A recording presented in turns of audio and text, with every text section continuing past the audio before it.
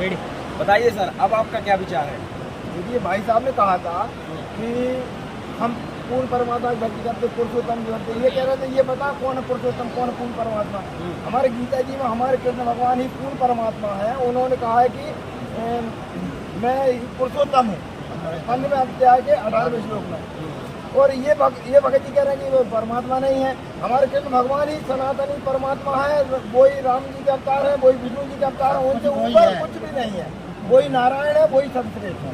देखिए सर, अभी आपने कहा था कि पूर्ण परमात्मा बताइए, तो इन्होंने सिद्ध कर दिया गीता जी से। बताइए अब आप। इन्होंने कहा है कि हमारे कृष्ण भगवान ही पूर्ण परमात्मा है। इनने कहा है कि मतलब 15 के श्लोक नंबर कोई बताया, लेकिन जबकि 15 के अध्याय 16 श्लोक नंबर 17 में दोनों में बताया है कि दो पुरुष और हैं, क्षर पुरुष और अक्षय पुरुष।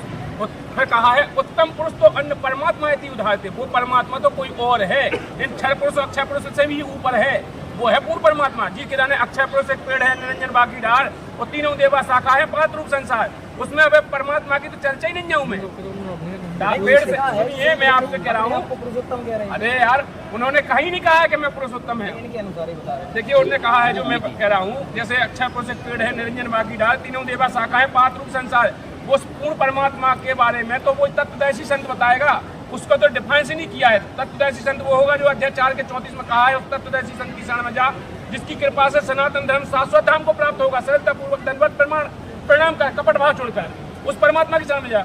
तो वो परमात्मा वही बताएगा। तत्वदर्शी संत के बिना किसी को इस गीता का ज्ञान नहीं हो सकता है, इसलिए तत्वदर्शी संत खोलेगा उसके कोड बैठ। देखिए सर, इन्होंने गीता जी से सिद्ध कर दिया। देखिए सर, अभी इन्होंने गीता जी के काफी सारे श्लोक बताए हैं और उनसे प्रमाणित भी कर दिया है। जो श्री कृष्ण है वो किसी अन्य परमेश्वर की शरण में जाने के लिए बोल रहे हैं। अच्छा ठीक है, हमने आपका मान लिया कृष्ण भगवान दूसरे की शरण जाने बोले, लेकिन हमारे यहाँ जो गणेश जी रहते हैं, तो गणेश जी की तो प्रथम पूजा होती है हमारे पूरे सनातन धर्म में, प्रथम पूजा गणेश भगवान। और उनके लिए हम जैसे गणेश चतुर्थी मनाते हैं, और जो भादों का जो महीना रहता है भाद्रपद में, उसमें उनकी मतलब स्थापना भी करते हैं, उनकी पूजन भी करते हैं। लेकिन यहाँ तो ये लोग ना गणेश जी को मानते, अब दुर्गा जी को नहीं मानते, फोटो भी नहीं लगा रखी, कहीं भी नहीं करे हमको। तो यहाँ पर गणेश जी को हम जब भी सर्वश्रेष्ठ मानते, सभी देवता हम पूज्य अग्रगण है वो। देखिए सर, इन्होंने गणेश जी का एक क्वेश्चन रखा है, तो गणेश जी को लेकर आपका क्या विचार है? देखिए, गणेश जी जिन्होंने कहा है और इनसे ही पूछ लो, ये मनाते कौन से? माता जाके पार्वती पिता महादेव, वही मनाते नहीं। माता पार्वती पिता महादेव की यहाँ गणपति जी, माता पार्वती पिता महादेव की शादी के बाद, कार्तिक के जन्म के बाद में आए रामचरितमानस में बालकांड 2 नंबर 2 पर माता पार्वती पिता महादेव की शादी हो रही, वहाँ पर लिखा था कि मुनि अनुशासन गणपति पूजे शंभु भगवान। वहाँ पर गणपति की पूजा किया, वो गणपति कौन? और उनको हम मनाते हैं। अब जिनने से पूछो क्या इन्होंने उनको बनाया, उनको बनाने वाले हिंदू हुए कि नहीं? जब शंकर भगवान पार्वती ने उनकी पूजा की और उसकी हम पूजा कर रहे हैं, तो हम हिंदू हुए कि नहीं? या शंकर भगवान को पूजा करके हिंदू रह गए, हम मुसलमान? देखिए, जबकि इन लोगों का कहना है कि हम गणेश जी को मनाते हैं। गणेश जी को जो मानते क्या है? मिट्टी के गणेश जी बनाएंगे या गोबर के गणेश जी बनाएंगे। और सबसे पहले तो इनको कितनों मतलब इनको अंधविश्वास में कितनों फंसा रखो धर्म गुरुमन ने कि एक दोना में रखे छेवले के पत्ता के, और कोनो भी काम हो उनके ब्याह शादी हो, कछु भी हवन करवाए, कछु भी करवाए इनसे, तो गोबर को रख के मैं गणेश जी का कर लेते, मान लो जी गणेश जी है। बताओ, एक गोबर को रख के कह रहे मान लो जी गणेश जी है। अगर उनसे कही जाए उनकी 4 रोटी बना दी जाए गोबर की, और उनसे कह दी जाए कि मान लो ये 4 रोटी है, आप खा लो पंडित जी, आज को काम तुम्हारा चल जाए, तो मैंने तो हमारी आस्था टिका दी, हमारे पूरा आस्था टिका दी, हमें कि भगवान बना दो तुमने गोबर को, और कहे मान लो ये गणेश जी है, और पूजा करा दी। उनसे कह दी जाएगा ये 4 रोटी बना के दे रही, मान लो आज ये 4 रोटी है और आज तुम ये खा लो, तुम आप एक दिन को काम चल जाए, खा ले। तो ये सब पाखंड बात में फंसा रखा है। देखिए, हमें कितना अंधविश्वास में फंसा रखा है कि हमें गू गोबर भी पुजवा दो। स्पष्ट है, गू गोबर को चली को मतलब गोबर भी पुजवा दो हमसे, और हम बड़े प्रेम भाव से पूछ रहे हो, क्या कह रहे गणेश जी आए। देखिए, गू गोबर पूजने वाली वस्तु नहीं होती है यार, कहूँ भिष्टा पूजने वाली चीज है, कहूँ की भाई भिष्टा तो भिष्टा है यार। तो हमें धर्म गुरुगण ने इतना अंधविश्वास में ढकेल रखो कि हम अपनी सदभक्ति तो भूल ही गए, वो इन पे आरूढ़ हो गए, इनके बताए अनुसार इतने आरूढ़ हो गए कि भाई कछु भी कह दे, छोलो पुजवा दे, बरिया पुजवा दे, पीपल पुजवा दे, जांडी पुजवा दे, कछु भी पुजवा दे। तो हमारे गुरुजी ने कही कि पीपल पूजे, जांडी पूजे, होम तुलसाखों दे, और दूध पूत की खेल राखी अकल कितने गई कोई, आप ही ली पे आप ही पोते, आप बना ली वही। वो ऊपर बुढ़िया पोते मांगे आकर के तेरा ही खोली बता खुद ही बना रहे, खुद ही लीप रहे, खुद ही पोत रहे, उसे कहे कि अब हमारी तेरे रक्षा करिए। जबकि वह माता इनकी अब जड़ क्या हो, पेट क्या हो, कछु भी हो, ऊपर का जी पे फूल चढ़ा के जी पूज रहे, वह खुद की रक्षा नहीं कर सका, ऊपर बकरा खा जा वो तुलसा हो, वह खुद की रक्षा नहीं कर सका तो ऊपर पूछ के कहे कि हमें मतलब हमारी दूध पूत की खेल रखी है, हमारा मोड़ी मोड़ा खुशी रखी है, हो जाए सो बताओ। ये अंधविश्वास में इतना भ्रमित करता, जबकि हमारे संत रामपाल जी महाराज जी कहते हैं कि लोक वेद को पंडित पकड़े भादो नदी बहंगा, वो कहे कबीर जे भाव जल डूमे जिन्हें नहीं साधु सत्संगा, वो कबीर इस संसार को समझाऊं के बार, वो पूछ पकड़ के भेड़ की उतरन चाहत पार, वो गुण तीनों की भक्ति में भूल पड़ो संसार, वो कहे कबीर निज नाम बिना कैसे उतरे पार। जब तक निज नाम नहीं मिलेगा जब तक किसी का उद्धार नहीं हो सकता है। वो संत रामपाल जी महाराज जी के अलावा विश्व में किसी के पास भी निज नाम नहीं है, पता भी नहीं है कि निज नाम क्या है।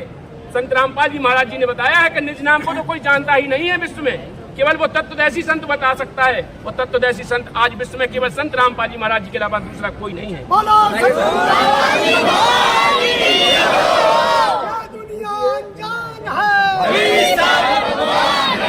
भाई साहब ने कहा गू गोबर पुजवाते हैं, हम क्या है गौ का जो गोबर रहता है उसको हम गौ जो पंचगव्य बनाते हैं, उसमें गोबर भी रहता है, घस भी रहता है, दूध भी रहता है, दही भी रहता है, और उसको मतलब अपने शरीर का शुद्धिकरण के लिए उसको हम मतलब पीते भी हैं। और भाई साहब कह रहे हैं आप गोबर पुजवा रहे हैं, मतलब ये आस्था का विषय भी है और ये हमारे शरीर का शुद्धिकरण भी करता है।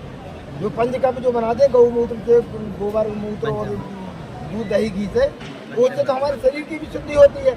बताइए सर। बताइए भाई कितनी अच्छी बात की है इन्होंने कि अगर अपन पेशाब अगर ऊपर गिर जाए तो अपन धोते के पेशाब गिर के नहाऊ थे, और ये पेशाब पी के शुद्धिकरण मानत।